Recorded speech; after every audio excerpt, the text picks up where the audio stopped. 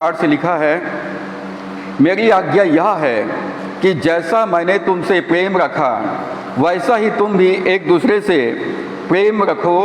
इससे बड़ा प्रेम किसी का नहीं कि कोई अपने मित्रों के लिए अपना प्राण दे।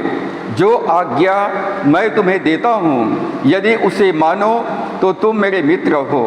अब से मैं तुम्हें दास ना कहूँगा, क्योंकि दास नहीं जानता कि उसका स्वामी क्या करता है, परंतु मैंने तुम्हें मित्र कहा है, क्योंकि मैंने जो बातें अपने पिता से सुनी वे सब तुम्हें बता दी।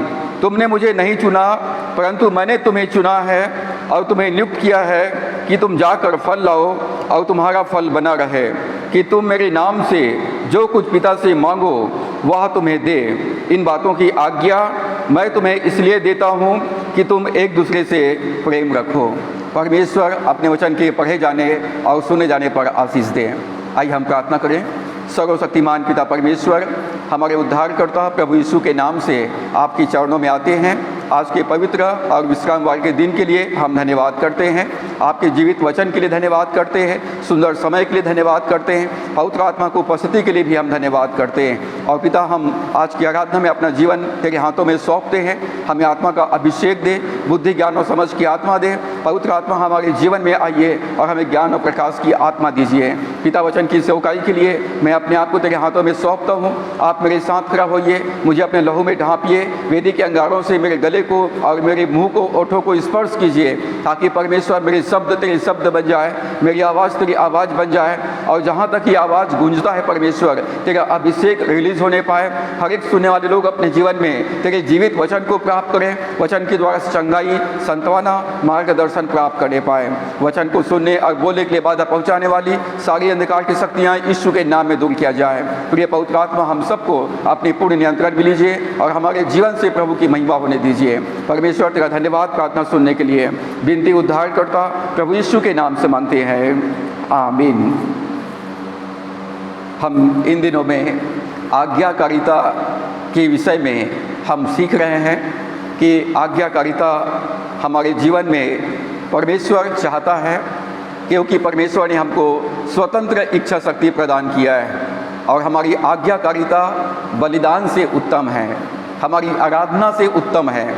आज्ञाकारिता के द्वारा से ही हम परमेश्वर को प्रसन्न कर सकते हैं।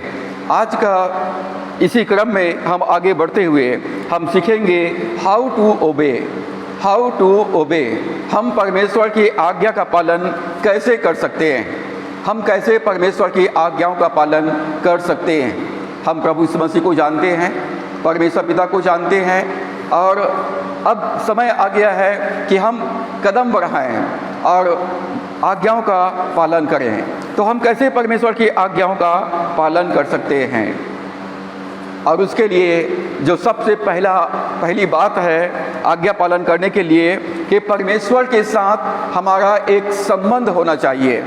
परमेश्वर के साथ हमारा एक व्यक्तिगत संबंध होना चाहिए। By having a relationship with God. जब तक परमेश्वर के साथ हमारा व्यक्तिगत संबंध नहीं होगा, तब तक हम परमेश्वर की आज्ञाओं का पालन नहीं कर सकते। हम परमेश्वर को जानते हैं, परंतु परमेश्वर के साथ हमारा एक व्यक्तिगत संबंध होना चाहिए। हम जानते हैं कि परमेश्वर ने सारी सृष्टि की रचना किया है। हम जानते हैं कि प्रभु यीशु मसीह इस दुनिया में सारे मानव जाति के पाप के लिए क्रूस पर अपना प्राण दिया है। परंतु जब तक मैं अपना जीवन प्रभु समर्पित नहीं करूंगा, तब तक परमेश्वर के साथ मेरा व्यक्तिगत संबंध स्थापित नहीं होगा। आज्ञा पालन करने के लिए परमेश्वर के साथ एक संबंध होने की आवश्यकता है। जिसने सब कुछ बनाया वो परमेश्वर है, और उस परमेश्वर के साथ मेरा एक रिश्ता है कि वो मेरा पिता है और मैं उसकी संतान हूँ। हम परमेश्वर से प्रेम करते हैं, उस पर विश्वास करते हैं, और इसलिए उसके आदर में उसके आज्ञाओं का पालन करना चाहिए। हम परमेश्वर पर विश्वास करते हैं, और हम उसका आदर करना चाहते हैं। हम परमेश्वर का आदर करना चाहते हैं, और इसलिए हम उसकी आज्ञाओं का पालन करना चाहते हैं। वो हमारा पिता है और हम उसकी संतान हैं। एक व्यवस्थापक प्रभु यीशु मसीह के पास में आया और पूछा कि हे प्रभु, सबसे बड़ी और मुख्य आज्ञा क्या है? तो मरकुस 12 अध्याय के 30 पद में प्रभु यीशु मसीह ने कहा कि हे इस्राएल सुन, प्रभु हमारा परमेश्वर है, हमारा परमेश्वर एक ही है। तू अपने प्रभु अपने परमेश्वर से अपने सारे मन से, सारे प्राण से, सारी बुद्धि से और सारी शक्ति के साथ प्रेम करना। ये प्रमुख और मुख्य आज्ञा है। और इसी के साथ दूसरी आज्ञा यह है कि तुम अपने पड़ोसी से अपने समान प्रेम करना। तो सबसे बड़ी और मुख्य आज्ञा है कि परमेश्वर से प्रेम करना और अपने पड़ोसी से अपने समान प्रेम करना।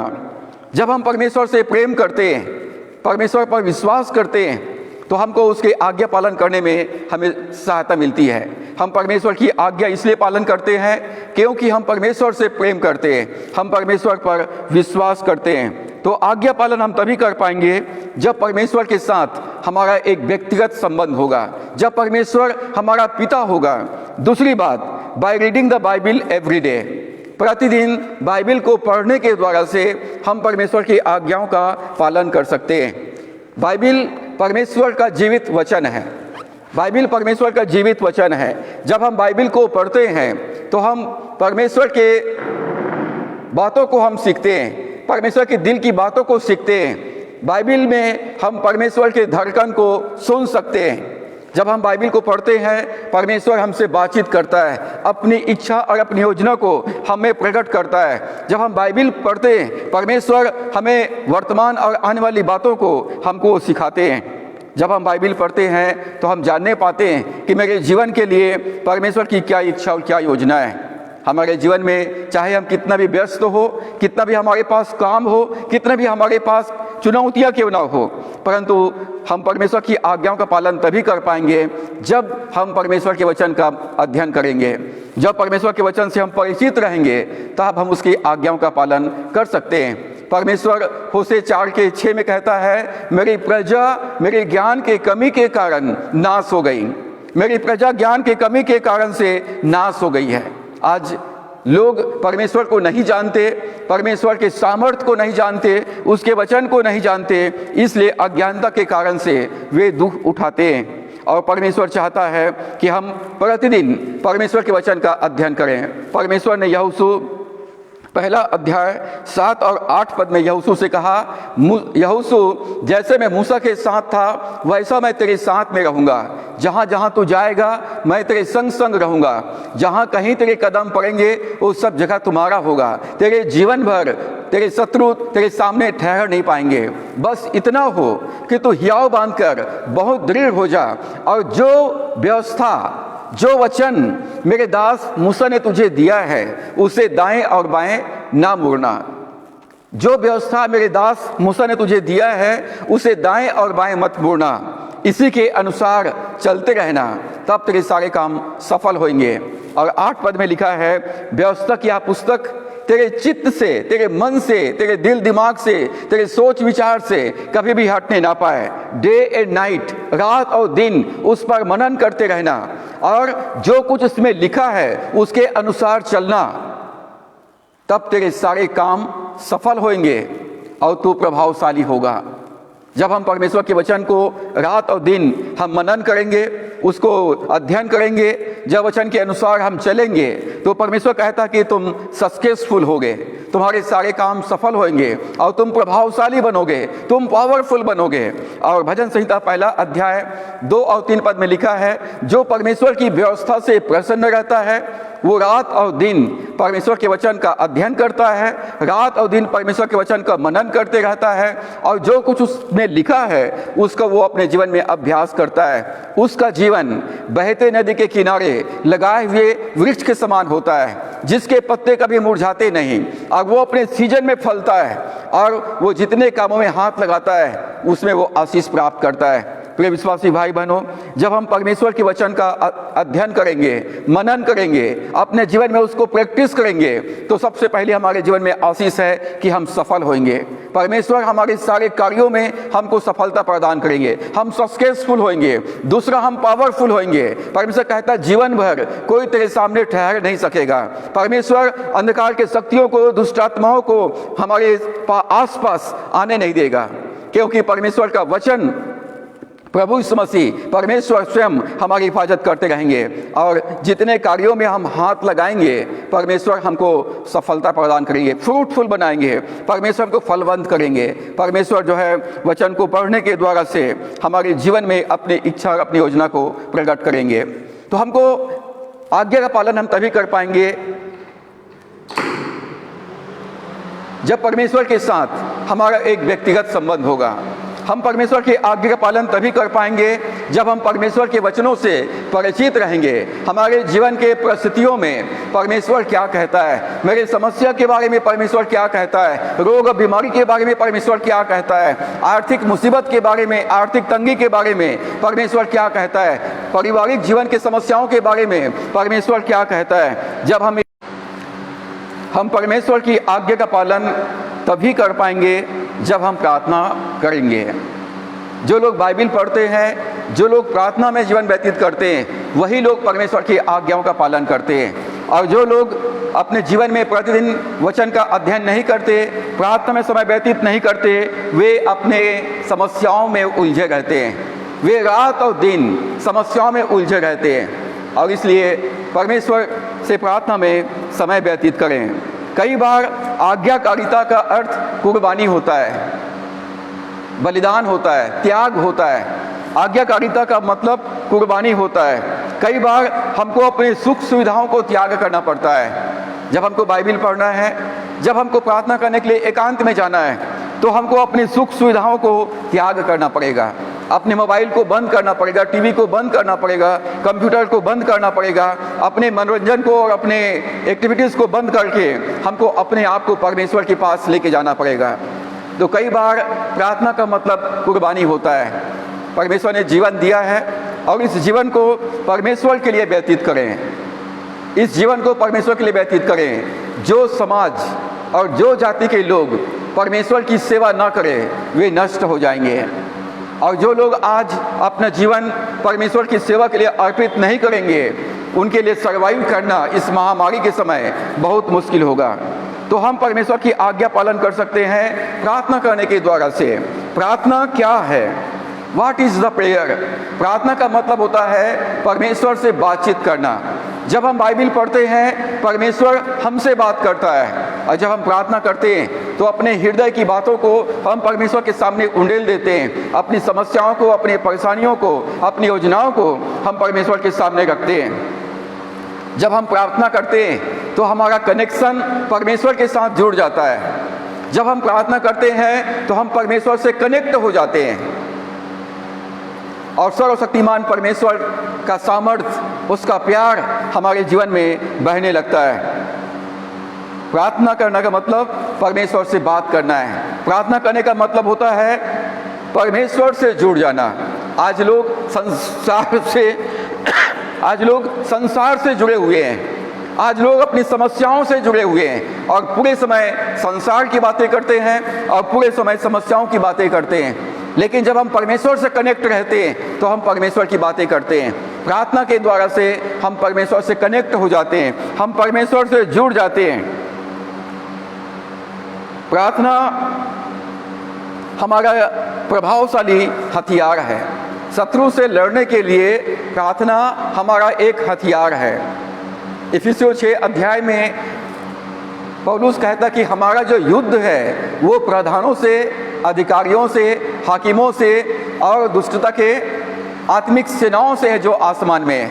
हमारी लड़ाई मांस और लहू के साथ या मनुष्यों के साथ नहीं है। हमारी लड़ाई अंधकार के शक्तियों के साथ में है। और इसलिए परमेश्वर के वचन को लेकर, विश्वास की ढाल को लेकर, अपने धार्मिकता की झिलम पहनकर, उद्धार का टोप पहनकर, सच्चाई की कमर बेल्ट को पहनकर और सुसमाचार के तैयारी के जूते पहनकर हमको परमेश्वर के वचन को ले लेना है। और इन सब के साथ आत्मा में, इफिसियों 6 के 18 में लिखा है, हर समय और हर प्रकार से आत्मा में प्रार्थना और विनती करते रहो। यहाँ पर जो आत्मिक हथियार दिए गए हैं, उन हथियारों में से प्रार्थना सबसे प्रभावशाली हथियार है।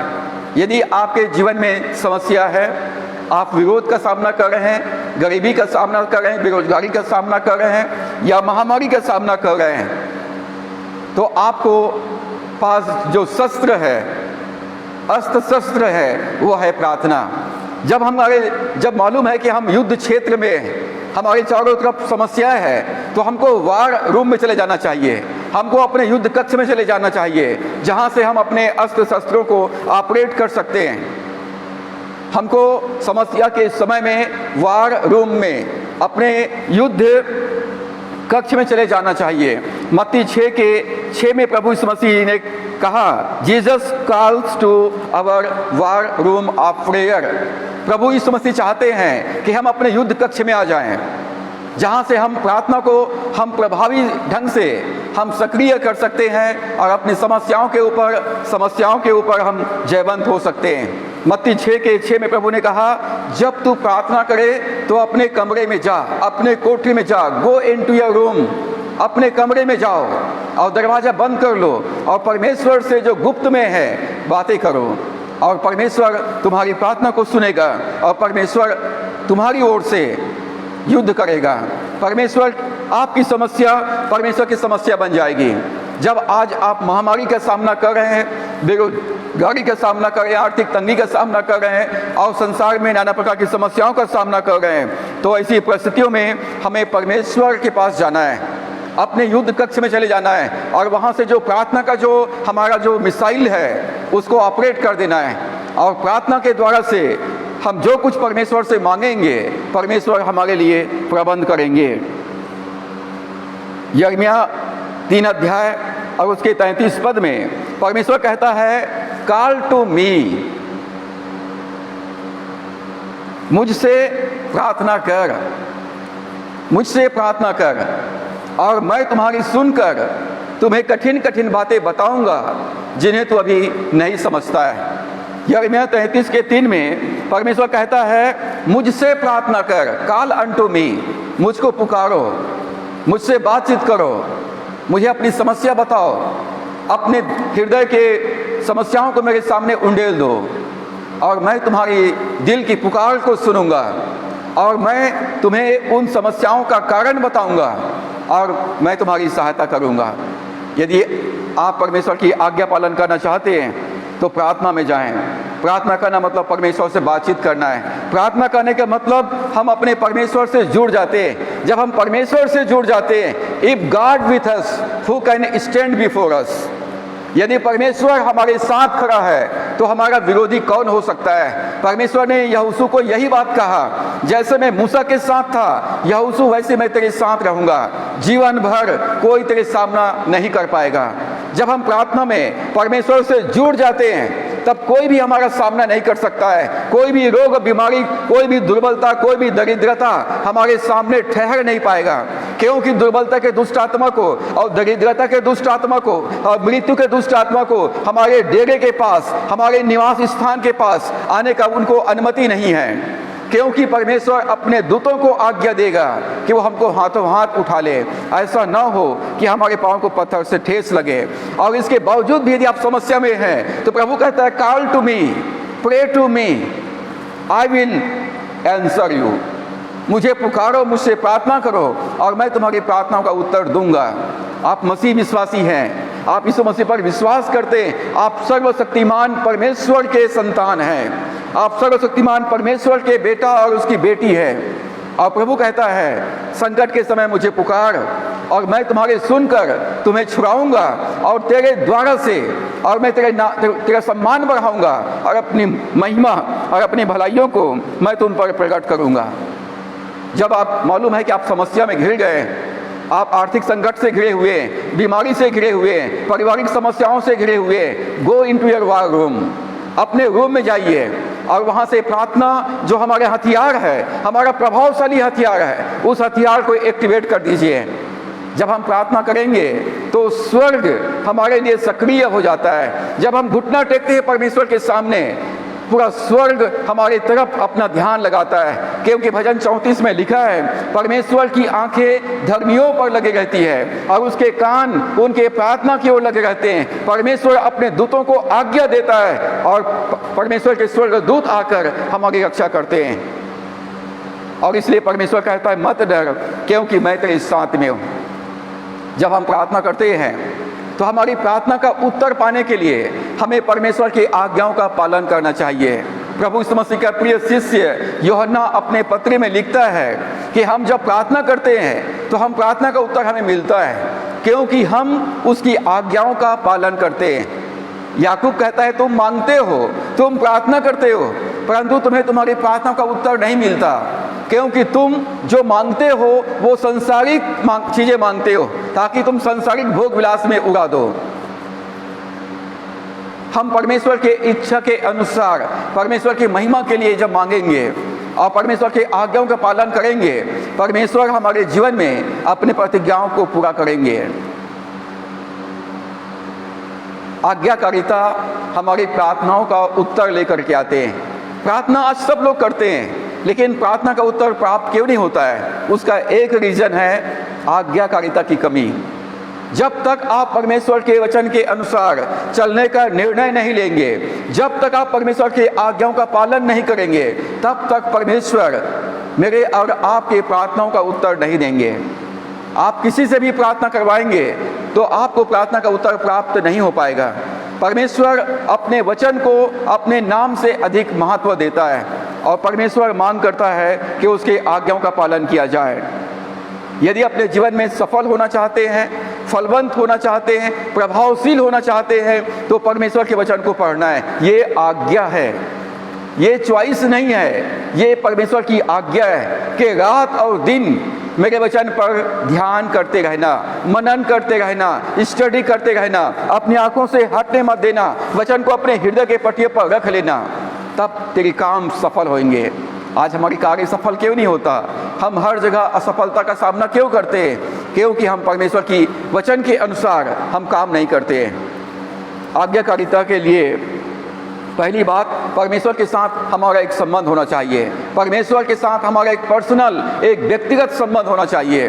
दूसरा, हमको परमेश्वर के वचन को प्रतिदिन मनन करना चाहिए, अध्ययन करना चाहिए, वचन से बहुत अच्छी रीति से परिचित होना चाहिए। परमेश्वर की इच्छा और योजना को हमको जानना चाहिए और जब परमेश्वर की इच्छा और योजना को हम जानते हैं तो हम परमेश्वर की इच्छा के अनुसार जीवन व्यतीत कर सकते हैं। तीसरा, हमको प्रार्थना करना चाहिए। हमको प्रार्थना करना चाहिए। जब हम प्रार्थना करते हैं हम परमेश्वर से कनेक्ट हो जाते हैं। प्रार्थना हमारा प्रभावशाली हथियार है और जब हम प्रार्थना करते हैं तो अपने युद्ध कक्ष में जाएं और वहाँ से जो प्रार्थना का जो हथियार है उसको सक्रिय कर दें। पूरा स्वर्ग हमारे लिए सक्रिय हो जाएगा और परमेश्वर हमारे जीवन में काम करने लग जाएंगे। और चौथी बात है, आज्ञाकारिता परमेश्वर के प्रेम के कारण होता है। आज्ञाकारिता परमेश्वर के प्रेम के कारण से होता है। आज्ञाकारिता हमारे जीवन में प्रतिफल को लेके आता है। आज्ञाकारिता हमारे जीवन में रिवार्ड को लेकर के आता है। परमेश्वर ने जितनी प्रतिज्ञाएं किया है उन सारे प्रतिज्ञाओं को प्राप्त करने के लिए उनके आज्ञाओं का पालन करना है। परमेश्वर के वचन में जितने आज्ञा है उसके साथ प्रतिज्ञा जुड़ा हुआ है। ये एक प्रकार से पैकेज है। इस पैकेज में जो ब्लेसिंग्स है उनके साथ कमांडमेंट्स भी है। यदि आप आशीष को क्लेम करते हैं तो साथ ही परमेश्वर को आज्ञाकारी होने के लिए जो परमेश्वर ने कंडीशन रखा है, शर्त रखा है, उसको पूरा करने के लिए अपने आप को समर्पित भी करना है। अपना ध्यान जब हम रिवार्ड की तरफ लगाते हैं, प्रतिफल की तरफ लगाते हैं, तो हम ये भी जानते हैं मैं परमेश्वर की प्रतिज्ञा को तभी प्राप्त करूंगा जब परमेश्वर की आज्ञाओं का मैं पालन करूंगा। आज्ञाकारिता से हम परमेश्वर की प्रतिज्ञाओं को प्राप्त कर सकते हैं। व्यवस्था विवरण 28 अध्याय 1 से 13 पद को जब हम पढ़ते हैं तो परमेश्वर कहता है कि हे मेरे पुत्र, मेरे वचन को ध्यान रख करके सुनना। यदि तुम मेरे वचन को सुनोगे, मेरे नियम का पालन करोगे, मेरे आज्ञा का अनुसार जीवन व्यतीत करोगे, तो मैं तुमको आशीषित करूंगा, मैं तुमको फलवंत करूंगा, मैं तुमको जयवंत करूंगा, मैं तुमको भरपूर करूंगा और मैं तुम्हारा सम्मान बढ़ाऊंगा। यदि आप व्यवस्था विवरण 28 के आशीष को पाना चाहते हैं अपने जीवन में तो हमको परमेश्वर की आज्ञाओं का पालन करना चाहिए। पांचवी बात, जब हम आज्ञाकारी होते हैं तो हम परमेश्वर के साथ चल सकते हैं। वॉक विथ गॉड, परमेश्वर के साथ चलना। जितने भी लोग परमेश्वर के साथ चलना चाहते हैं वे परमेश्वर की आज्ञाओं का पालन करेंगे। यदि दो व्यक्ति परस्पर सहमत ना हो तो एक साथ नहीं चल सकता है। हमें परमेश्वर के साथ सहमत होना है। परमेश्वर की आज्ञाओं का पालन करना है, तभी हम परमेश्वर के साथ चल सकते हैं। और तभी परमेश्वर हमारे हाथ को थाम कर कहेगा, मत डर, मैं तेरे साथ में हूँ। जब हम आज्ञाकारी होते हैं, परमेश्वर की प्रतिज्ञा हमारे जीवन में सक्रिय हो जाता है और वो कहता है, मत डर, मैं तेरे साथ में हूँ। बिना आज्ञाकारिता के कोई भी परमेश्वर के साथ नहीं चल सकता है। यदि हम अपनी मर्जी के अनुसार चलेंगे तो परमेश्वर के साथ हमारी जो संगति है, जो संबंध है, वो टूट जाएगा। आदम और हवा परमेश्वर के साथ साथ चल रहे थे। जब उन्होंने अपनी मर्जी के अनुसार चलने का निर्णय लिए, जब उन्होंने परमेश्वर की आज्ञा उल्लंघन किया, परमेश्वर के साथ उनका संबंध टूट गया, परमेश्वर के साथ उनका रिश्ता टूट गया। वे परमेश्वर से दूर चले गए। उनके जीवन में पाप, गरीबी, बीमारी और श्राप आ गया। उनके जीवन में नाना प्रकार की समस्याएं आ गई। जब परमेश्वर के साथ हमारा संगति टूट जाता है, संबंध टूट जाता है, तब शैतान को अवसर मिलता है। और पौलुस कहता है, शैतान को अवसर मत दो। जब हम अनाज्ञाकारी होते हैं, जब हम परमेश्वर की आज्ञा का उल्लंघन करते हैं, तब हमारे चारों तरफ जो स्वर्ग दूतों की पहरा है, जो लहू की बाड़ा है, जो अग्नि का जो सहर्पणा है, वे सब सुरक्षा कवच हमारे जीवन से हट जाता है। लेकिन जब हम आज्ञाकारी रहते हैं, परमेश्वर हमें सुरक्षा प्रदान करते हैं। जब हम आज्ञाकारी होते हैं तो परमेश्वर कहता है, जो तुम्हें छूता है मेरे आंख के पुतली को छूता है। हनोक 300 वर्ष तक परमेश्वर के साथ साथ चलता रहा। हनोक 300 वर्ष तक परमेश्वर के साथ साथ चलता रहा। प्रतिकूल परिस्थितियों में हनोक परमेश्वर के साथ चलता रहा। इसका क्या मतलब है? हनोक परमेश्वर पर विश्वास करता रहा, हनोक परमेश्वर से प्रार्थना करता रहा, हनोक परमेश्वर पर विश्वास के साथ उसके आज्ञाओं का पालन करता रहा। और हनोक परमेश्वर के वचन की घोषणा किया कि प्रभु यीशु मसीह आने वाला है। हनोक विश्वास से, प्रार्थना के साथ, आज्ञाकारिता के द्वारा से वो परमेश्वर के साथ साथ चलता रहा। और इस संसार में जबकि नाना प्रकार की समस्याएं हैं, हम अनजातीय विश्वासों के बीच में रहते हैं, हमें निरंतर परमेश्वर के साथ चलना है। परमेश्वर के साथ चलने के लिए हमको नियमित रूप से बाइबल अध्ययन करना है, नियमित रूप से प्रार्थना करना है, नियमित रूप से विश्वासियों के साथ संगति करना है और नियमित रूप से परमेश्वर की सेवा करना है और उसकी सेवा में सहभागी होना है। तभी हम परमेश्वर के साथ हम चल सकते हैं। नूह परमेश्वर के कृपा पात्र बना। नूह परमेश्वर का कृपा पात्र बना। जब परमेश्वर ने स्वर्ग से इस पृथ्वी पर दृष्टि किया तो परमेश्वर ने मनुष्य को देखकर पछताया, क्योंकि मनुष्य ने अपना मन संसारिकता में, पाप में और बुराई में लगा दिया था। और परमेश्वर ने कहा, अब ये मनुष्य को नाश करने का प्रश्न चिन्ह मेरे सामने आ गया है। परंतु परमेश्वर का फेवर, परमेश्वर का कृपा दृष्टि, परमेश्वर का अनुग्रह नूह के ऊपर बना रहा। चारों तरफ महामारी है और अभी ब्लैक फंगस, वाइट फंगस और तीसरा स्टेन, ये सब हमारे चारों तरफ मंडरा रहे हैं। और ऐसी परिस्थिति में जबकि चारों तरफ लोग मर रहे हैं, यदि परमेश्वर का कृपा दृष्टि हम पर रहा तो हम कल का दिन को देखने पाएंगे। विलाप गीत में 3 अध्याय में यिर्मयाह कहता है, हम मिट नहीं गए, हम नाश नहीं हुए, ये परमेश्वर की महाकरुणा का फल है। आज हम जीवित हैं, आज मैं आपके सामने वचन को लेकर खड़ा हो पाया, ये परमेश्वर की महाकरुणा का फल है। ये उसका अनुग्रह है कि मैं आज जीवितों के बीच में पाया जाता हूँ। शैतान अपना पूरा कार्य करेगा, महामारी अपना पूरा कार्य करेगा, लेकिन जब हम परमेश्वर के प्रति हम आज्ञाकारी रहेंगे तो परमेश्वर भी कार्य करेगा। और परमेश्वर हमको विपत्ति के समय में अपना गुप्त तंबू में छिपाए रखेगा और उसके पंखों की आड़ में हम सुरक्षा प्राप्त करेंगे।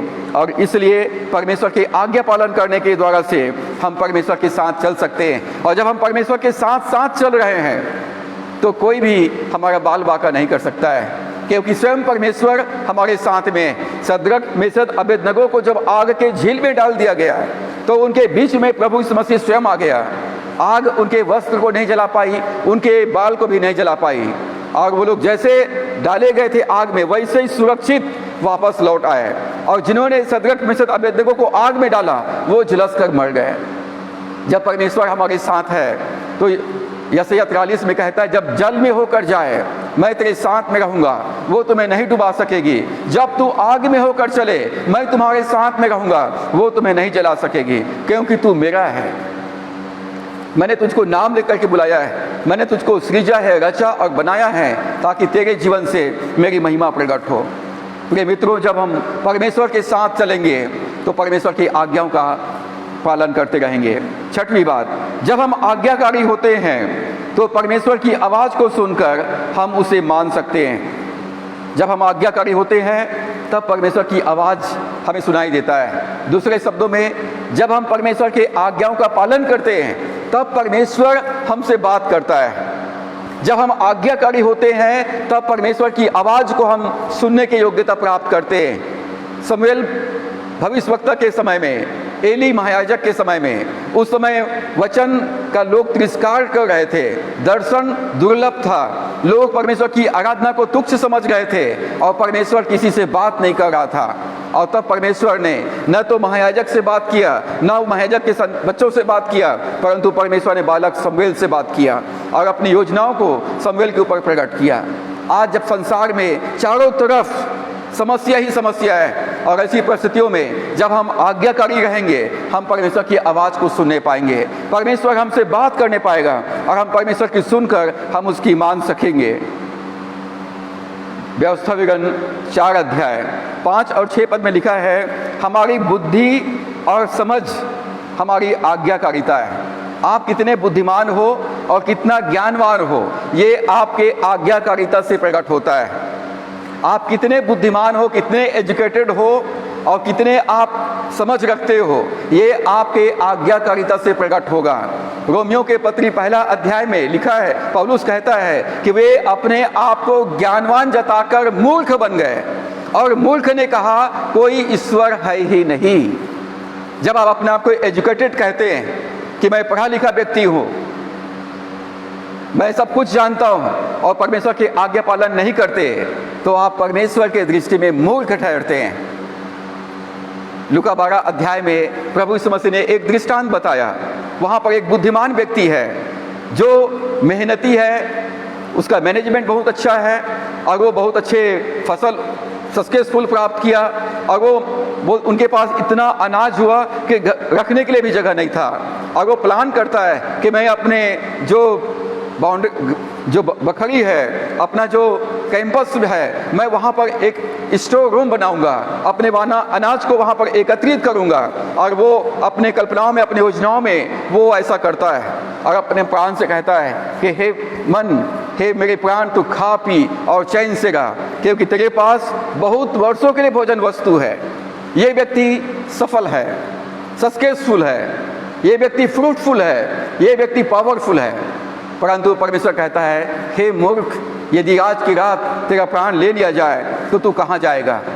लोग चांद तक तो पहुँच गए, लोग चांद तक तो पहुँच गए, लेकिन स्वर्ग नहीं पहुँच पाए, तो क्या फायदा?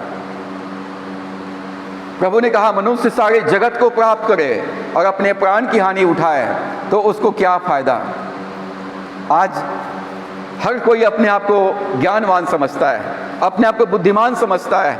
आज हर कोई किसी से अपने को कम नहीं समझता है, परंतु अपने ज्ञानवान को और अपने बुद्धिमानी को, अपनी समझ को अपने आज्ञाकारिता के द्वारा से दर्शाइए।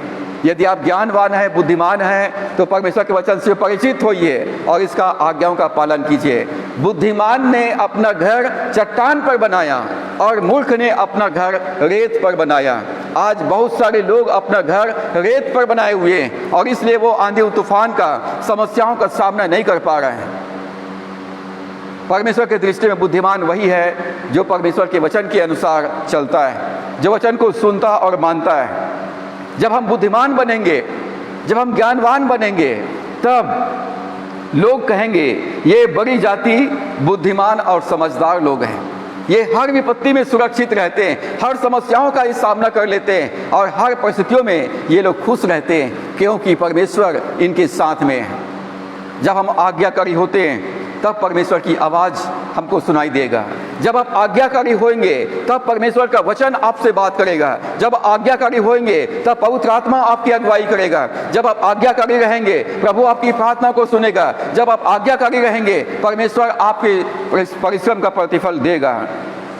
आज्ञा पालन हम तभी कर पाएंगे जब हम परमेश्वर की आवाज़ हमें सुनाई देगा, और परमेश्वर की आवाज़ को सुनने के लिए हम को उसकी आज्ञाओं का पालन करना पड़ेगा। सातवीं बात, जब हम आज्ञाकारी होते हैं तो हम सबसे उत्तम का चयन करते हैं। जब हम आज्ञाकारी होते हैं तो हम सबसे उत्तम का चयन करते हैं। हम कपड़े दुकान में जाते हैं तो हमारा प्रयास रहता है कि हम सबसे बेस्ट कपड़े का चयन करें। जब हम सब्जी मार्केट में जाते हैं तो हम सोचते हैं कि सबसे ताज़ा, सबसे अच्छा सब्जी खरीद करके लाएं। परमेश्वर चाहता है इस संसार में हम अपने जीवन के लिए सर्वोत्तम का चुनाव करें, सर्वोत्तम का चुनाव करें। और यशायाह पहला अध्याय 19 और 20 पद में लिखा है, यदि तुम आज्ञाकारी होकर मेरी मानोगे तो इस देश में बसे रहोगे और उत्तम से उत्तम पदार्थों को खाने पाओगे, और यदि तुम न मानो और बलवा करो तो तलवार से मारे जाओगे। सेनाओं के यहोवा का यही वचन है। जब हम परमेश्वर के आज्ञा पालन करने का चुनाव करते हैं तो हम अपने जीवन के लिए सर्वोत्तम का चुनाव करते हैं। हमारे जीवन में हमेशा भला और भला और भला होगा। निश्चय हमारे जीवन में हमेशा भलाई होती रहेगी, क्योंकि जो परमेश्वर से प्रेम करते हैं उनके लिए सारी बातें मिलकर भलाई को उत्पन्न करती है। जब हम अपने जीवन में निर्णय लेते हैं कि मैं परमेश्वर की आज्ञाओं का पालन करूंगा, मैं प्रभु के पीछे चलूंगा, मैं परमेश्वर के साथ चलूंगा, मैं परमेश्वर का सेवक बनूंगा, मैं परमेश्वर की सेवा में सहभागी बनूंगा, जब हम ऐसा निर्णय लेते हैं तो हम सर्वोत्तम का चुनाव करते हैं। प्रभु यीशु मसीह मरियम और मार्था के घर में गए, मरियम और मार्था के घर में गए, वो लोग बड़े प्रसन्न हुए। प्रभु यीशु मसीह अपने चेलों के साथ उनके घर में विजिट किया, और मार्था और मरियम ये बहन प्रभु यीशु मसीह के साथ काफ़ी अच्छे क्लोज रिलेशनशिप में थे। प्रभु इस परिवार से प्रेम करता था, और मार्था प्रभु यीशु मसीह के लिए जलपान की व्यवस्था में लग गई, और मरियम प्रभु के चरणों में बैठ गई, और मरियम प्रभु की आवाज़ को सुन रही है, प्रभु के मुंह से निकले हुए शब्दों को सुन रही है। और इस बात को जब मार्था ने देखी कि उसकी बहन मदद नहीं कर रही है तो वो गुस्से से भर गई और प्रभु यीशु मसीह से शिकायत की कि प्रभु, क्या आपको कुछ भी चिंता नहीं है कि मेरी बहन मेरी मदद नहीं कर रही है? जब उन्होंने कुड़कुड़ाई, जब उन्होंने दोष लगाई, तब मरियम और मार्था के घर में शैतान प्रवेश कर गया। जब हम कुड़कुड़ाते हैं, जब हम दोष लगाते हैं, तब हमारे जीवन में शैतान प्रवेश कर जाता है, और कुछ दिनों के बाद हम पाते हैं कि लाजर बीमार हो गया। लाजर बीमार हो गया, और उस बीमारी में लाजर की मृत्यु भी हो गई। यूहन्ना लूका 11 अध्याय में हम पाते हैं प्रभु यीशु मसीह मरियम और मार्था के घर में विजिट किया। मार्था कुड़कुड़ाई, अपने बहन पर दोष लगाई, अपने बहन से ऊपर अपना गुस्सा प्रकट की, शैतान उनके परिवार में एंटर कर गया। और यूहन्ना 11 अध्याय में हम पाते हैं लाजर बीमार हो गया और उस बीमारी में उसकी मृत्यु हो गई। जब हम परमेश्वर के आज्ञाकारी रहते हैं तो अपने जीवन में हम सर्वोत्तम का चुनाव करते हैं। जब वचन को हम सुनते हैं, वचन को हम पढ़ते हैं, वचन के अनुसार चलने का निर्णय करते हैं, तो अपने जीवन में सर्वोत्तम का चुनाव करते हैं। प्रभु यीशु मसीह ने मार्था से कहा, मार्था, तू बहुत बातों की चिंता करती है कि मैं क्या खाऊंगी, मैं क्या पहनूंगी, मैं कहाँ रहूंगी, कल के लिए मेरा क्या होगा, परसों के लिए क्या होगा, नरसों के लिए क्या होगा। मार्था तो बहुत बातों की चिंता करती है, परंतु एक बात अवश्य है कि मरियम ने उत्तम भाग को चुन लिया है जो उससे कभी भी छीना नहीं जाएगा। जब इस संसार में हम प्रभु यीशु मसीह का चयन करते हैं, प्रभु यीशु मसीह पर विश्वास करते हैं, प्रभु को अपना जीवन सौंप देते हैं, हम सर्वोत्तम का चुनाव करते हैं। जब हम प्रभु के आज्ञा पालन करने का निर्णय लेते हैं, अपने जीवन में सर्वोत्तम का चुनाव करते हैं। जब हम प्रभु यीशु मसीह की सेवा करने का निर्णय लेते हैं, अपने जीवन में सर्वोत्तम सेवा का हम चुनाव करते हैं। और प्रभु यीशु मसीह ने कहा, यदि कोई मेरी सेवा करे तो मेरे पीछे हो ले। जहाँ मैं रहता हूँ वहाँ मेरा सेवक भी रहेगा और पिता उसकी आदर करेगा। यदि मैं परमेश्वर की सेवा करने का निर्णय लेता हूँ, इस संसार के लोग भले मुझे तुच्छ समझे, संसार के लोग भले मेरी अनादर करें, संसार के लोग भले मेरे जीवन में मुझे ना समझ सके, परंतु मेरा प्रभु यीशु मसीह कहता है कि मेरा पिता तुम्हारा आदर करेगा, पिता तुम्हारा सम्मान करेगा, तुम्हारे विश्वास का सम्मान करेगा, तुम्हारे प्रार्थनाओं का सम्मान करेगा, तुम्हारे आज्ञाकारिता का सम्मान करेगा, तुम्हारी सेवा का सम्मान करेगा, तुम्हारे बीजों का सम्मान करेगा। और दाऊद कहता है जवान सिंह भूखे रह सकते हैं, उन्हें घटी हो सकता है, परंतु परमेश्वर की खोज करने वालों को, परमेश्वर की भय मानने वालों को, परमेश्वर की सेवा करने वालों को किसी भी भली वस्तु की घटी नहीं होगी। यदि आप मसीही हैं, आप क्रिश्चियन हैं, प्रभु की सेवा करने का चुनाव कीजिए और बाइबल कहती है आपको किसी भली वस्तु की घटी नहीं होगी, आप सर्वोत्तम का चुनाव करेंगे। लेकिन आज लोग संसारिकता से इतना ग्रसित हैं, शरीर के अभिलाषा, आंखों का अभिलाषा और जीव के घमंड में इतना फुले हुए हैं कि लोग परमेश्वर के वचन को तुच्छ जानते हैं, प्रार्थना के लिए समय व्यतीत नहीं करते, संगति को तुच्छ समझते हैं और सेवा का तिरस्कार करते हैं। और ऐसी परिस्थितियों में हम नाना प्रकार की समस्याओं से घिर जाते हैं। शैतान हमारे जीवन में इंटर कर जाता है और हमारे जीवन को पूरी तरह से बर्बाद कर देता है। शैतान को अवसर ना दें। जब हम आज्ञाकारी होते हैं तो अपने जीवन में हम सर्वोत्तम का चुनाव करते हैं। 8वीं बात, जब हम आज्ञाकारी होते हैं तो हम परमेश्वर की योग्यता और उसके प्रबंध पर भरोसा करते हैं। जब हम आज्ञाकारी होते हैं तो हम परमेश्वर की योग्यता और उसके प्रबंध पर भरोसा करते हैं। क्या जब मैं बाइबल कॉलेज में गया तो जो वहाँ का प्रिंसिपल था, उन्होंने कहा भाई तुम्हारे ज़रूरत को पूरा करने वाला कौन है, तुम्हारा स्पॉन्सर कौन है? मैंने कहा मेरा स्पॉन्सर कोई नहीं है, मैं अकेला हूँ। यीशु मसीह को ग्रहण किया तो मेरे परिवार के लोगों ने मुझे कहा यीशु मसीह को मानना है तो घर से बाहर चला जा, और इसलिए मुझे घर से बाहर होना पड़ा और मैं आपके बाइबल कॉलेज में पढ़ने के लिए आया हूँ। तो मेरे प्रिंसिपल साहब ने कहा क्या तुम्हें यीशु मसीह पर विश्वास है कि वो तुम्हारी ज़रूरत को पूरा करेगा? मैंने कहा हाँ, मेरे यीशु मसीह पर मुझे विश्वास है कि वो मेरी ज़रूरत को पूरा करेगा। उन्होंने और कहा क्या यीशु मसीह में इतना दम है कि तुम्हारे रोज़ की ज़रूरतों को पूरा करेगा? मैंने कहा हाँ, मेरे रोज़ की ज़रूरत को आज तक पूरा किया है और आगे भी करेगा। और तब उसने कहा ठीक है तुम आ जाओ, और उन्होंने मुझे एडमिशन अपने कॉलेज में दिया। हमें अपने इस संसार में जब हम हैं, हमारे पास बहुत सारी आवश्यकताएं हैं जिसे हम अपने बल से, अपने बुद्धि से पूरा नहीं कर सकते। हमें परमेश्वर की योग्यता पर भरोसा करना चाहिए। परमेश्वर ने इब्राहिम से कहा इब्राहिम तू अपने एकलौता पुत्र इसहाक को मेरे लिए होम बलि करके चढ़ा दे। और इसके पहले परमेश्वर ने वायदा किया इब्राहिम से मैं तेरे वंश को आकाश के तारों के समान बढ़ा दूंगा। परमेश्वर की योग्यता क्या है? परमेश्वर के बारे में जब हम सीखते हैं तो हमारा परमेश्वर सर्वशक्तिमान है, हमारा परमेश्वर सब कुछ कर सकता है। दूसरी योग्यता, हमारा परमेश्वर सर्वज्ञानी है, वो सब कुछ जानता है, मेरे भूतकाल को जानता है, मेरे वर्तमान काल को जानता है, मेरे भविष्य को जानता है। मेरा परमेश्वर मेरे समस्याओं को जानता है, मेरा परमेश्वर मेरे शत्रुओं को जानता है, शैतान के युक्तियों को जानता है, वो सब कुछ जानता है। और तीसरा, मेरा परमेश्वर सर्वव्यापी है, वो सब जगह उपस्थित है।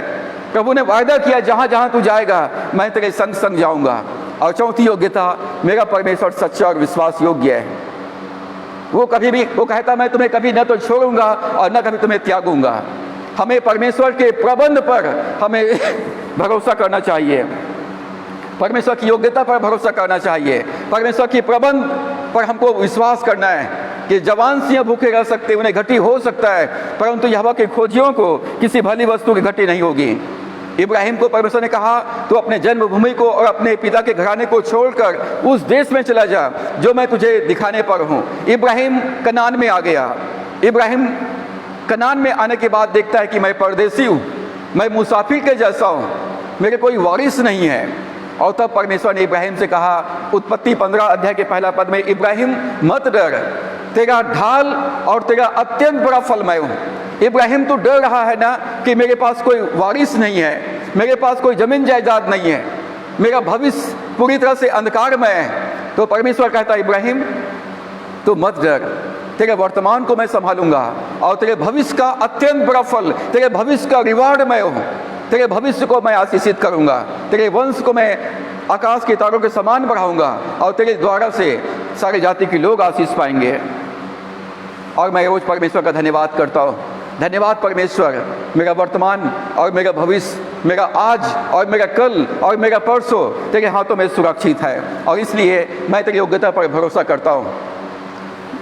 उत्पत्ति 17 अध्याय के पहला पद में परमेश्वर ने इब्राहिम को दर्शन दिया और कहा, इब्राहिम मैं सर्वशक्तिमान परमेश्वर हूँ, मैं ऑल माइटी गॉड हूँ, मैं एल सदाय हूँ, मैं तुम्हारी समस्या और तुम्हारी आवश्यकताओं से बढ़ कर के हूँ। मेरे वचन के अनुसार चल और परफेक्ट बन। मेरे वचन के अनुसार चल और सिद्ध होता चला जा। और इस संसार में जबकि चारों तरफ समस्या है, विरोध है, क्लेश है, उपद्रव है, परमेश्वर आज भी हमसे कहता है आई एम एल सदाई, मैं सर्वशक्तिमान परमेश्वर हूँ, more than sufficient for you. वो कहता है मैं तुम्हारे जरूरत से बढ़ करके हूँ, मैं तुम्हारी आवश्यकताओं से बढ़ करके हूँ, मैं तुम्हारी समस्याओं से बढ़ करके हूँ, मैं इस कोरोना वायरस से भी बढ़ करके हूँ। दाऊद ने गोलियत का सामना किया जबकि पूरा इस्राएली सेना का मन कच्चा हो चुका था। गोलियत के लंबाई, उसकी चौड़ाई, उसके ऊंचाई और उसकी आवाज, उसके ढाल, उसके तलवार को देखकर इस्राएली सेना हार मान चुके थे। किसी में हिम्मत नहीं था कि गोलियत का सामना कर सके। लेकिन जब दाऊद ने गोलियत को देखा, उसकी ऊंचाई देखा, उसके लंबाई को देखा, उसकी चौड़ाई देखा, उसके ढाल, उसके तलवार को देखा, उसके शब्दों को सुना, तो दाऊद ने अपने संबंध, अपना रिलेशनशिप जो परमेश्वर के साथ में है उसको देखा। और दाऊद ने कहा तू खतना रहित पलस्ती, जीवते परमेश्वर के लोगों को ललकारने वाला कौन होता है? जीवते परमेश्वर की सेना को ललकारने वाला कौन होता है? आज मैं तेरे ही तलवार से तेरा गर्दन को काटूंगा और तेरे लोथ को तेरे गिद्ध लोग खाएंगे। जब हम परमेश्वर के साथ अपने संबंधों को देखते हैं तो परमेश्वर कहता है आई एम एल सदाई। तुम इस कोरोना वायरस से मत डरो। ये कोरोना वायरस हमारे प्रभु यीशु मसीह से बड़ा नहीं है। ये महामारी हमारे यीशु मसीह से बड़ा नहीं है। जब हम प्रभु यीशु मसीह की ओर देखेंगे, वो कहता है मत डर, तेरा ढाल और तेरा अत्यंत बड़ा फल मैं हूँ। मैं सर्वशक्तिमान परमेश्वर हूँ, मैं तेरी रक्षा करूँगा, मैं तेरे वर्तमान की रक्षा करूँगा और तेरे भविष्य को मैं आशीषित करूँगा। मत्ती 20 के 20 में प्रभु यीशु मसीह ने कहा, मत्ती 28 के 20 में कहा मैं जगत के अंत तक सदैव तुम्हारे साथ में हूँ। यदि परमेश्वर मेरे साथ में है तो पहली बात वो मेरी रक्षा करेगा, इस महामारी से रक्षा करेगा, इस बीमारी से रक्षा करेगा। हो सकता है कि हमें मौत की वादियों से गुजरना पड़े, हो सकता है कि हमको हमारे जीवन में ये पॉजिटिव हमारी महामारी हमारे जीवन केस पॉजिटिव निकल जाए, रिपोर्ट पॉजिटिव आ जाए, इस दुर्बलता से गुजरना पड़े, तो भी परमेश्वर इस महामारी से मुझको और आपको बचाने की सामर्थ्य रखता है। दाऊद भजन 23 के 4 में कहता है चाहे मैं घोर अंधकार से भरी तराई में होकर गुजरूं, वैली ऑफ डेथ, मौत के तराई से होकर के मैं गुजरूं, तो भी मैं हानि से नहीं डरूंगा क्योंकि तू मेरे साथ रहता है। मुझे तो तेरी योग्यता पर भरोसा है क्योंकि परमेश्वर मरे हुओं को जिलाता है, परमेश्वर मुर्दों को जिलाता है। जब हम परमेश्वर पर भरोसा करते हैं, इब्राहिम का भरोसा क्या था? जब अपने पुत्र को वो होम बलि करने के लिए पूरी तरह से तैयार था, इब्राहिम विश्वास करता है परमेश्वर मरे हुए को जिलाता है। परमेश्वर जो है ही नहीं उसका नाम ऐसा लेता है कि मानो वो है। यदि मेरे पुत्र को मुझे बलि भी करना पड़े तो परमेश्वर मेरे बेटे को जिलाएगा। अय्यूब कहता है मेरा खाल, मेरा शरीर नाश हो रहा है, तो भी मैं सर्वशक्तिमान परमेश्वर का दर्शन करूंगा। हमें परमेश्वर की योग्यता पर भरोसा करना चाहिए। मैं रोज ईश्वर का धन्यवाद करता हूँ। धन्यवाद परमेश्वर, तू सर्वशक्तिमान, सर्वज्ञानी और सर्वव्यापी परमेश्वर है। तू एल सदाई परमेश्वर है। मैं धन्यवाद करता हूँ परमेश्वर, मेरे वर्तमान मेरा भविष्य तेरे हाथों में सुरक्षित है। मैं धन्यवाद करता हूँ परमेश्वर, तू सच्चा और विश्वास योग्य है। तूने कहा मैं तुम्हें कभी भी नहीं छोड़ूंगा और कभी भी नहीं त्यागूंगा। मैं जगत के अंत तक तुम्हारे साथ में रहूंगा। परमेश्वर मेरी रक्षा करने के लिए मेरे साथ में है। परमेश्वर मेरे जीवन के आवश्यकताओं को पूरा करने के लिए परमेश्वर मेरे साथ में, प्रबंध करने के लिए मेरे साथ में। परमेश्वर हमारे जीवन के हर आवश्यकताओं की पूर्ति करता है। आकाश के पक्षियों को खिलाता है, मैदान के घास को खिलाता है, पहनाता है। तो परमेश्वर कहता है तुम्हारा मूल्य, तुम्हारा वैल्यू आकाश के पक्षियों से और मैदान के घास से बढ़ करके है। तुम्हारे मांगने से पहले मैं तुम्हारी आवश्यकताओं को जानता हूँ। तुम मुझ में बने रहो, मेरे प्रेम में बने रहो, मेरे विश्वास में बने रहो, मेरे आज्ञा में बने रहो, मेरी सेवा में बने रहो। मुझे तुम्हारी जरूरत मालूम है, तुम्हारी आवश्यकता मालूम है, तुम्हारे परिवार की आवश्यकता मालूम है, तुम्हारे बच्चों की आवश्यकता मालूम है।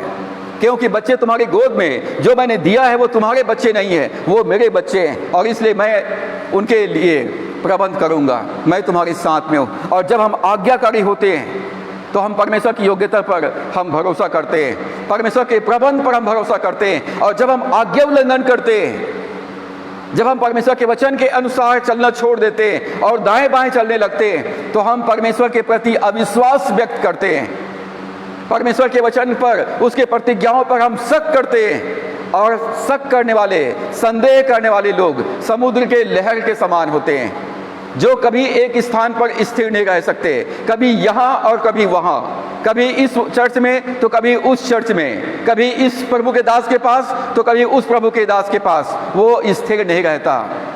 परंतु जो व्यक्ति परमेश्वर के वचन को पढ़ता है, सुनता है और मानता है, वो बुद्धिमान व्यक्ति के समान है, जिसने अपना घर चट्टान पर बनाया है और उसका घर स्थिर रहता है और परमेश्वर उसको आशीष देता है। 9वीं बात, इट ब्रिंग अस जॉय। आज्ञाकारिता हमारे जीवन में आनंद लाता है। आज इस संसार में हर कोई चाहता है कि हम आनंदित रहें, हम खुश रहें, हमारे जीवन में शांति रहे, हमारे जीवन में सब कुछ अच्छा रहे। लेकिन यदि आप चाहते हैं कि आपके जीवन में सब कुछ अच्छा रहे, पति पत्नी के संबंध अच्छा रहे, भाई बहनों का संबंध अच्छा रहे, आपका जॉब, आपका व्यवसाय अच्छा रहे, आपकी कमाई पर आशीष बनी रहे, आपके घर के वातावरण अच्छे रहे, तो आज्ञा पालन करना पड़ेगा। बिना आज्ञा पालन किए कोई भी आनंदित नहीं रह सकता। यदि तुम मेरी आज्ञाओं को मानोगे, प्रभु ने कहा यूहन्ना 15 अध्याय में, यदि तुम मेरी आज्ञाओं का पालन करोगे तो मेरा प्रेम, मेरा आनंद, मेरी शांति, मेरे ब्लेसिंग्स, मेरा अनुग्रह तुम्हारे ऊपर हमेशा बना रहेगा। तुम आनंदित रहोगे, धार्मिकता तुम्हारे जीवन में रहेगी, आनंद तुम्हारे जीवन में रहेगा, शांति तुम्हारे जीवन में रहेगी, भरपूरी तुम्हारे जीवन में रहेगी। और यदि आप आज्ञा पालन नहीं करेंगे, यदि आज्ञा उल्लंघन करेंगे, तो हमारे जीवन में हमेशा अशांति रहेगा, हमेशा हमारे जीवन में दुख और क्लेश रहेगा, दुर्बलता रहेगी, दरिद्रता रहेगी, हमारे जीवन में हमेशा क्लेश और उपद्रव बना रहेगा, रोग और बीमारी घेरे रहेंगे। आज्ञा उल्लंघन के कारण से श्राप हमारे जीवन में हमको चारों तरफ से घेरे रहेंगे, और वो तब तक हमको घेरे रहेंगे क्रूरता के साथ, जब तक कि पूरी तरह से मिट न जाए, नामो निशान न मिट जाए। जब हम आज्ञाकारी रहेंगे, हमारे जीवन में आनंद और शांति रहेगी। आज्ञा उल्लंघन के कारण से परमेश्वर वचन कहता है तुम्हारे जीवन में श्राप आएगा। शैतान पूरी तरह से क्रूरता के साथ पूरे नामो निशान मिटा देगा। लेकिन जब आज्ञाकारी रहेंगे तो परमेश्वर हमारे जीवन को आशीषित करेंगे।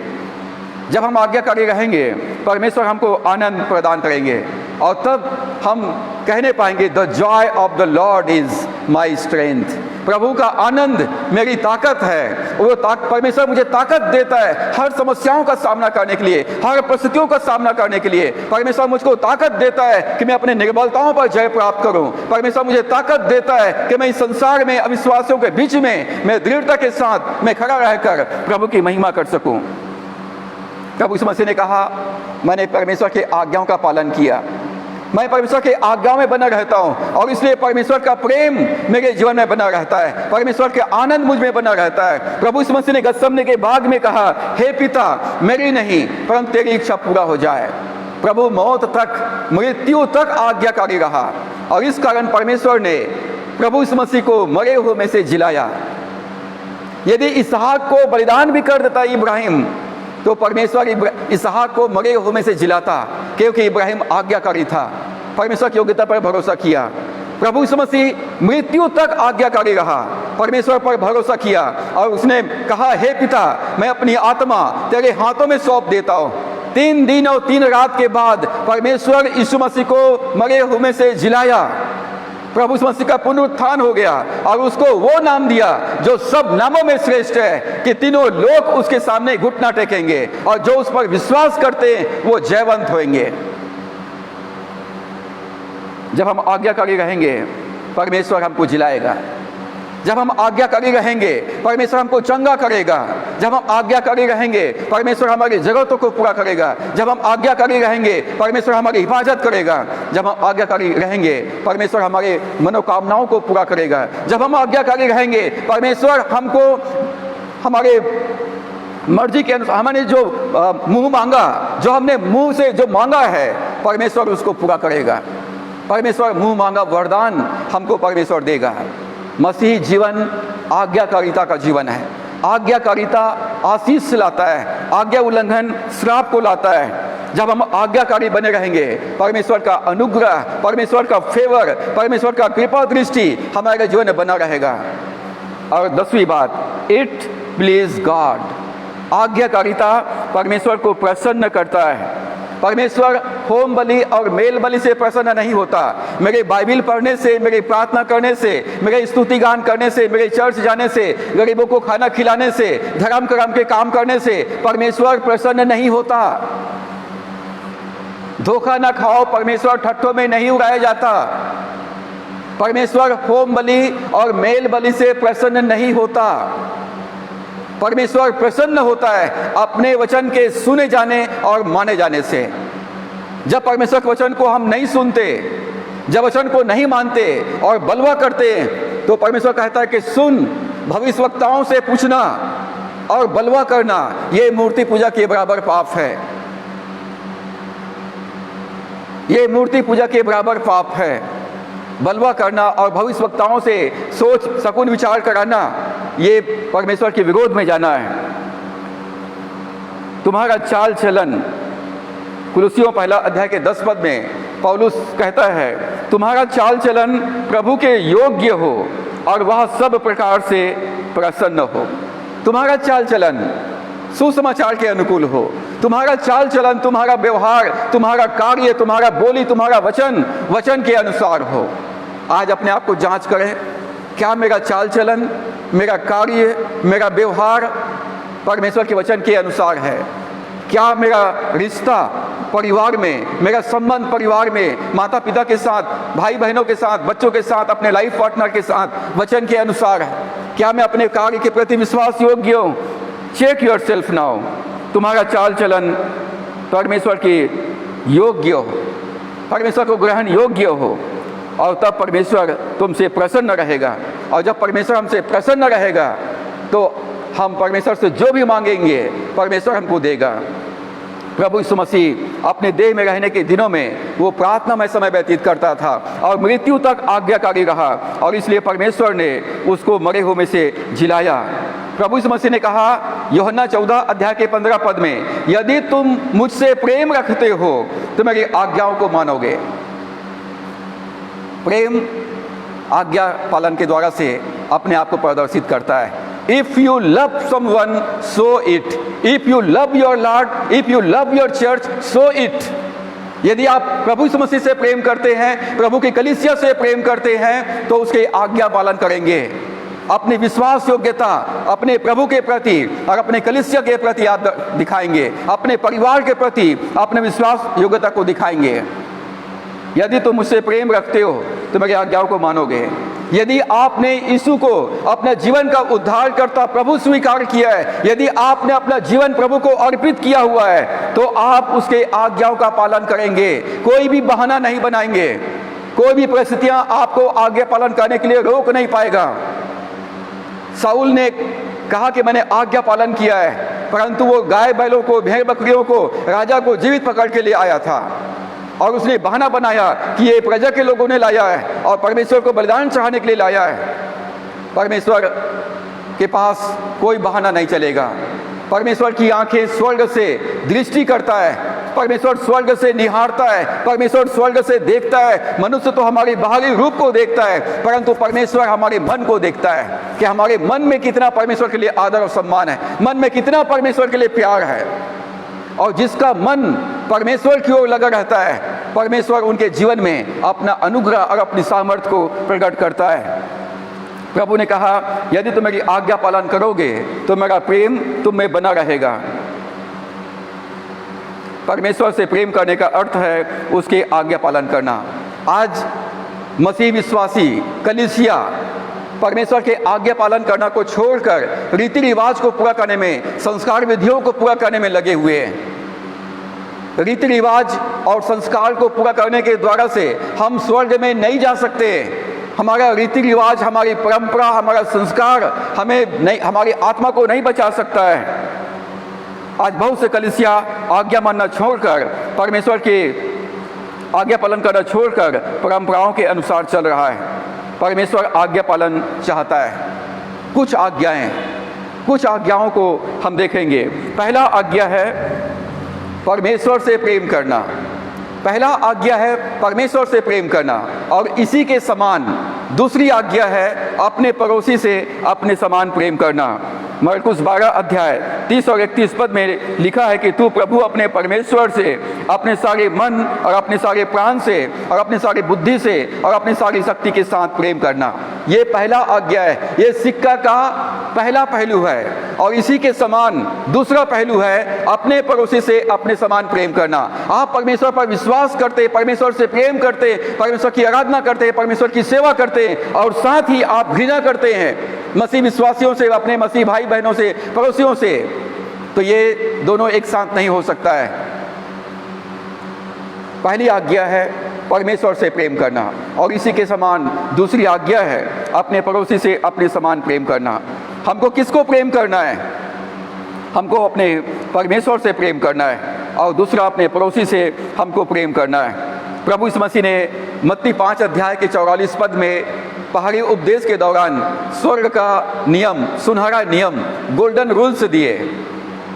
अपने बैरियों से प्रेम करो, अपने बैरियों से प्रेम करो, सताने वालों के लिए प्रार्थना करो, अपने अपराधियों को क्षमा करो, जो मांगे उसे दो। ये 4 गोल्डन रूल्स कहलाता है। बैरियों से प्रेम करो, सताने वालों के लिए प्रार्थना करो, जो मांगे उन्हें दो, और अपने अपराधियों को क्षमा करो। पहला आज्ञा परमेश्वर से प्रेम करना और अपने पड़ोसी से अपने समान प्रेम करना। दूसरी आज्ञा है प्रभु भोज को स्मरण रखना। जिस रात यीशु मसीह पर करवाया गया, उसने रोटी ली और धन्यवाद करके उसको तोड़ी और कहा, यह मेरी देह है जो तुम्हारे लिए तोड़ा जाता है, मेरे स्मरण के लिए यही किया करो। और इसी के ब्यारी के पीछे उसने कटोरा लिया और कहा, यह नई वाचा का लहू है जो तुम्हारे लिए बहाया जाता है, मेरे स्मरण के लिए यही किया करो। और जब जब तुम ऐसा करते हो तो मेरे प्रेम को स्मरण करना, और मेरे द्वितीय आगमन तक तुम ऐसा ही करते रहो। जब हम प्रभु भोज में शामिल होते हैं तो हम प्रभु यीशु मसीह के बलिदान को स्मरण करते हैं, उसके कुर्बानी को स्मरण करते हैं, उसके क्रूस को स्मरण करते हैं कि कलवरी के क्रूस पर प्रभु यीशु मसीह मेरे पापों का दाम चुकाया, मेरे गरीबी का दाम चुकाया, मेरे बीमारी का दाम चुकाया, मेरे श्राप का दाम चुकाया, और प्रभु यीशु मसीह ने पूरब से पश्चिम जितना दूर है उसको कर दिया। अब प्रभु यीशु मसीह में अब मैं नई सृष्टि हूँ। प्रभु यीशु मसीह में अब मैं तंदुरुस्त हूँ। प्रभु यीशु मसीह में मैं आशीषित हूँ, भरपूर हूँ। मैं यीशु मसीह में मैं जयवन से बढ़कर के हूँ। प्रभु के क्रूस को स्मरण करें। जब हम लहू को स्मरण करते हैं, तो जब प्रभु भोज को स्मरण करते हैं, जब हम दाख रस के प्याला को हम लेते हैं, तो हम स्मरण करते हैं कि प्रभु ने मेरे लिए लहू बहाया, और यीशु का लहू हमारे पाप को क्षमा करता है, पाप को मिटा देता है, पाप को दूर कर देता है। और प्रभु यीशु मसीह का लहू हमको ढांप देता है। अब कोई भी मृत्यु का दूत हमको छू नहीं पाएगा। जिन घरों पर मेमने का लहू लगा हुआ था, उन घरों पर मृत्यु के दूत को हानि पहुंचाने का कोई भी अधिकार नहीं था। यदि आप प्रभु भोज में अपने आप को समर्पित किया है, यीशु के लहू से अपने आप को ढांपे हुए, कोई भी वायरस आपको छू नहीं पाएगा, कोई भी दुर्बलता, कोई भी महामारी आपको छूने नहीं पाएगा। मृत्यु के दूत को आपके डेरे के पास आने का कोई अनुमति नहीं है। और इसलिए प्रभु भोज को स्मरण करें। जब कलीसिया में प्रभु भोज की विधि पूरा किया जाता है, आप सब कामकाज छोड़कर प्रभु के वेदी के पास आइए, अपना जीवन सौंपिए और अपना प्रभु यीशु मसीह के साथ अपना वाचा को मजबूत कीजिए। प्रभु के जब वचन को हम, प्रभु के देह को हम तोड़ते हैं, जब उसकी रोटी को हम लेते हैं, प्रभु कहता है कि जीवन की रोटी मैं हूँ। जब हम प्रभु यीशु मसीह के मांस को खाते हैं, प्रभु का जीवन हमारे अंदर बहता है। जब उसके लहू को पीते हैं, हमारे पाप क्षमा होते हैं और हमें सुरक्षा प्रदान किया जाता है। अब हम परमेश्वर की संपत्ति बन जाते हैं, परमेश्वर का निज धन बन जाते हैं। परमेश्वर की आज्ञा है परमेश्वर से प्रेम करना और अपने पड़ोसी से प्रेम करना। दूसरी आज्ञा है प्रभु भोज को स्मरण करना, और तीसरी आज्ञा है प्रार्थना करना। प्रार्थना करने की आज्ञा है। प्रार्थना कोई चॉइस नहीं है, ये आज्ञा है। हमको अपने प्रार्थना के वार रूम में जाना है, और प्रार्थना हमारा एक प्रभावशाली हथियार है। हमको दुश्मन के क्षेत्र में प्रार्थना करना है। जो हमको हमारी जो बैरी हैं, जो हमारे सताने वाले, जो हमको नुकसान पहुंचा रहे हैं, जो हमारे क्लेश और उपद्रव ला रहे हैं, प्रार्थना करो उनके लिए प्रार्थना करो। जब प्रार्थना करेंगे परमेश्वर उनके जीवन में काम करेगा। आप बेरोजगारी का सामना कर रहे हैं, आर्थिक तंगी का सामना कर रहे हैं, महामारी का सामना कर रहे हैं, पारिवारिक कलह का सामना कर रहे हैं, go into your war room, अपने युद्ध के कक्ष में जाइए और अपने हथियार को रिलीज कर दीजिए, प्रार्थना कीजिए और परमेश्वर काम करेंगे। जब हम प्रार्थना करेंगे परमेश्वर काम करेगा। जब हम प्रार्थना करेंगे स्वर्गदूत काम करेंगे। जब हम प्रार्थना करेंगे और वचन को घोषणा करेंगे पवित्र आत्मा काम करेंगे। प्रार्थना नहीं करना भी एक पाप है। लोग मुंह बचका के बोलते हैं हमने क्या पाप किया पादरी साहब कि इतना समस्या मेरे जीवन में आया। आप प्रार्थना नहीं करते हुए भी एक पाप है। बाइबल नहीं पढ़ते हो ये भी एक पाप है। चर्च नहीं जाते हो ये भी एक पाप है। अपना दसवांश भेंट नहीं देते हो ये भी एक पाप है। प्रभु के आज्ञा पालन नहीं करते हो ये भी महापाप है। परमेश्वर की व्यवस्था का उल्लंघन करना पाप है। एक लाइन में पहला शमूएल 12 अध्याय 23 पद में लिखा है, फिर यह मुझसे दूर हो कि मैं तुम्हारे लिए प्रार्थना करना छोड़कर यहोवा के विरुद्ध पापी ठहरूं। यदि हम प्रार्थना नहीं करते हैं अपने लिए, अपने परिवार के लिए, अपने बच्चों के लिए, अपने कलीसिया के लिए, अपने देश के लिए, तो हम पाप करते हैं। परमेश्वर कहता है तुम्हारी प्रार्थनाओं के द्वारा से, तुम्हारी विनतियों के द्वारा से मैं काम करूंगा। परमेश्वर हमारी प्रार्थना और विनती के द्वारा से कार्य करता है। हम परमेश्वर को अपने जीवन में वेलकम करते, अनुमति देते हैं। परमेश्वर को हम अपने जीवन में, हम जीवन के द्वारा काम करने के लिए हम कहते हैं और तब परमेश्वर कार्य करता है। और इसलिए प्रार्थना कीजिए, बहाना मत बनाइए, दोष मत लगाइए, कुरकुराइए मत, परिस्थितियों को मत देखिए, समस्याओं को मत देखिए, प्रभु की तरफ देखिए। वो सर्वशक्तिमान परमेश्वर है, उसकी योग्यता पर भरोसा कीजिए और प्रार्थना कीजिए। अपने वार रूम में जाइए और अपना जो हथियार है, प्रभावशाली हथियार है, पावरफुल वेपन्स है, उसको एक्टिवेट कर दीजिए। प्रार्थना में जीवन व्यतीत कीजिए। आप पाएंगे परमेश्वर आपके जीवन में काम करेगा और सारी समस्याएं, वो जैसा लाल समुद्र 2 भाग हो गया, जैसा यरदन नदी एक स्थान पर ठहर गया, आपके साथ में भी वैसे ही होगा। जहां पर कोई रास्ता नहीं है परमेश्वर रास्ता बना देगा। लॉर्ड विल मेक अ वे, प्रभु आपके लिए राह बना देगा। चौथी आज्ञा है दान देने की आज्ञा है। ये भी कोई चॉइस नहीं है। 10वां अंश देना कोई चॉइस नहीं है। It is a commandment of God. सारा 10वां अंश, मलाकी 3 के 10 में कहता है सारा 10वां अंश मेरे भंडार में ले आओ। It is the command of God. ये परमेश्वर की आज्ञा है। ये किसी कलीसिया, किसी पासवान की या किसी संस्था की आज्ञा नहीं है जिसका आप उल्लंघन करते हैं। प्रभु यीशु मसीह ने मत्ती 6 अध्याय 2 से 4 में कहा दिया करो जब तू दान करे। दान के बारे में प्रभु ने सिखाया और उसके बाद प्रभु ने प्रार्थना के बारे में सिखाया 6 से 8 पद में। मतलब पहले दान, पहले भेंट, उसके बाद प्रार्थना। पहले बीज बो, उसके बाद प्रार्थना करो। परमेश्वर बीजों को आशीष देगा और आपको फलवंत करेगा। हमारी प्रार्थना का उत्तर तभी प्राप्त होगा जब हम बीज बोने वाले बनेंगे। प्रभु यीशु मसीह ने दान को पहले रखा, बीज को पहले रखा। दान मतलब बीज, उसके बाद प्रार्थना को रखा। हम केवल प्रार्थना करते हैं और दसवांश भेंट अर्पित नहीं करते हैं, हमारी प्रार्थना का उत्तर हम प्राप्त नहीं कर पाएंगे। लेकिन जब हम दसवांश भेंट देते हैं, प्रभु के सामने भेंट लेकर के आते हैं और परमेश्वर से प्रार्थना करते हैं, तो परमेश्वर हमारे भेंट को ग्रहण करेगा और परमेश्वर हमको आशीषित करेगा। प्रभु कहता है कोई छूछे हाथ अपना मुंह मुझे ना दिखाए, कोई खाली हाथ मेरे पास ना आए। मेरे पास 10वां अंश लेकर के आए, भेंट लेकर के आए, सारा 10वां अंश लेकर के आए, उसका एक हिस्सा लेकर के ना आए। सारा 10वां अंश मेरे पास में लेकर के आए।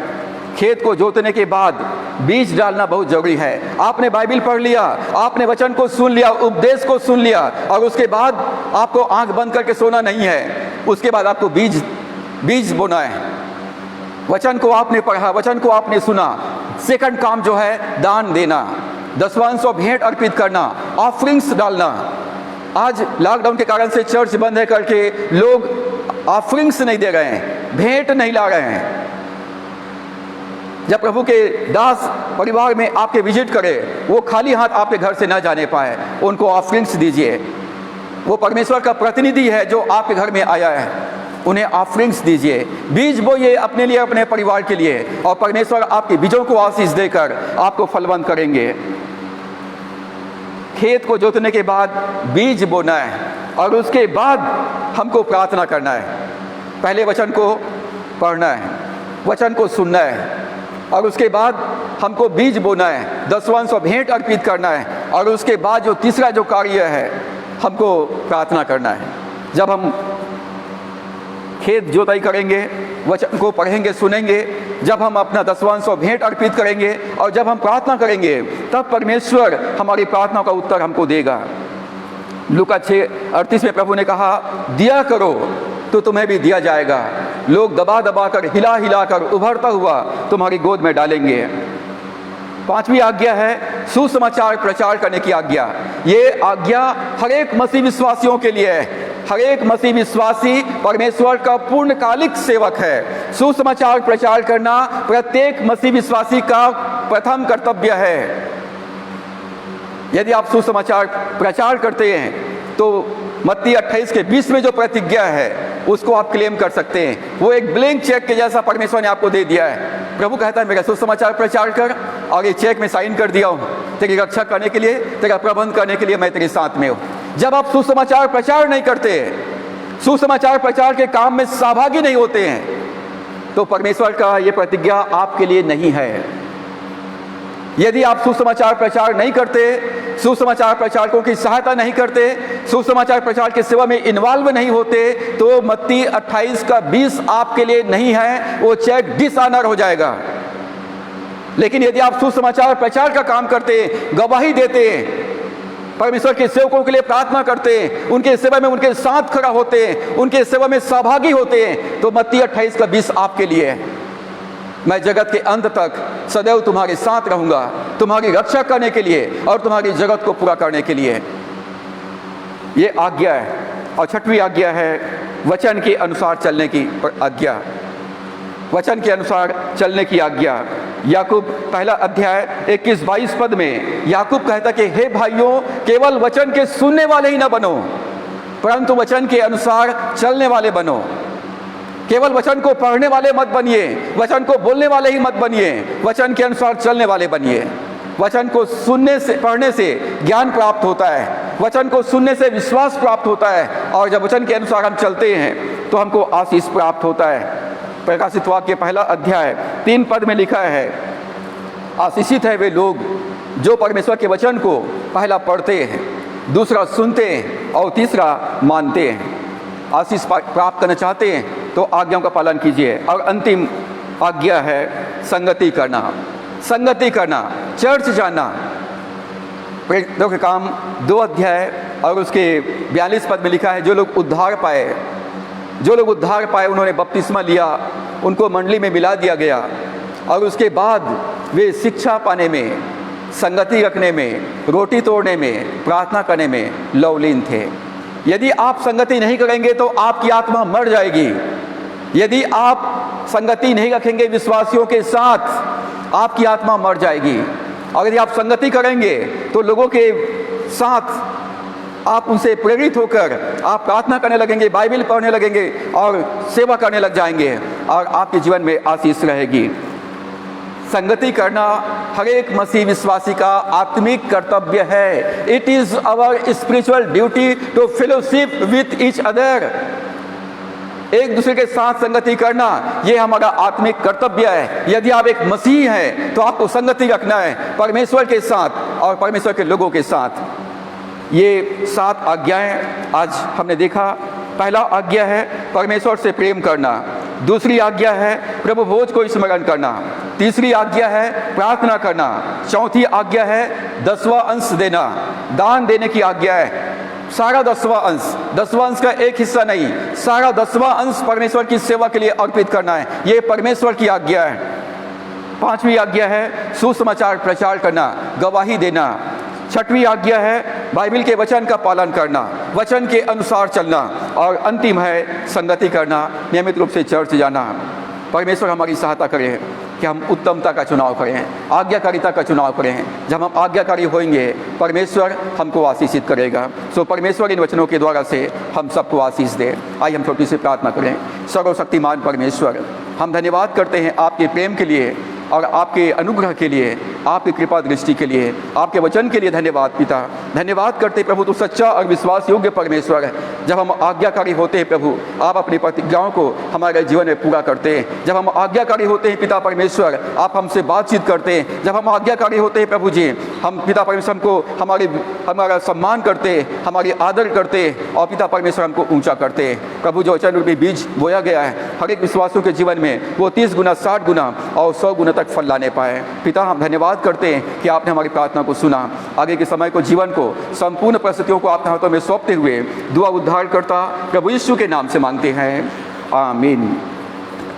हम इस समय गीत नंबर 254 254 मसीह की संग्रह का हम इस गीत को गाएंगे। अपना जीवन प्रभु को अर्पित करें, आज्ञाकारी होने के लिए प्रभु को अपना जीवन अर्पित करें और अपना भेंट प्रभु, आपने वचन को सुना, हमने प्रार्थना, और अब हमको बीज बोने का समय है। ये बीज बोने का समय है और उसके बाद हम सब अपने आवश्यकताओं के लिए हम प्रार्थना करेंगे।